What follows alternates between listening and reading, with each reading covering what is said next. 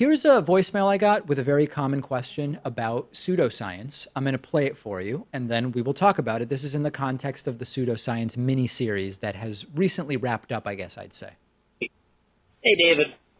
I just had a quick comment on the pseudoscience miniseries you guys did, and you've studied the issue really in depth.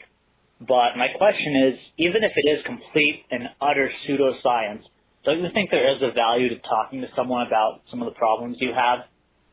So when you go to a psychic and they do a cold read on you, they get you to talk about some stuff you really wouldn't have talked about normally. Yeah. And this can be very therapeutic for the people actually doing the psychic.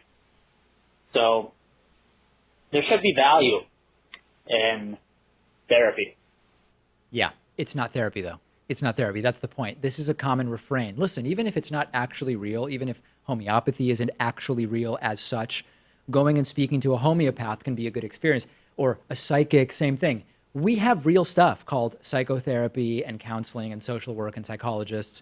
Pseudoscience isn't victimless. People get scammed out of money. People often forego actual treatment. A psychic might get you to talk about something that relates to your depression, and that might have some positive effect, but they're not qualified to determine if you are, for example, a suicide risk. They simply aren't. So that is not a good argument for me. Just because we identify that the benefit of some of these, quote, therapies, which they aren't actually, is merely having a conversation with someone, that's not a defense that is a valid one to me, okay? So common refrain, totally bogus.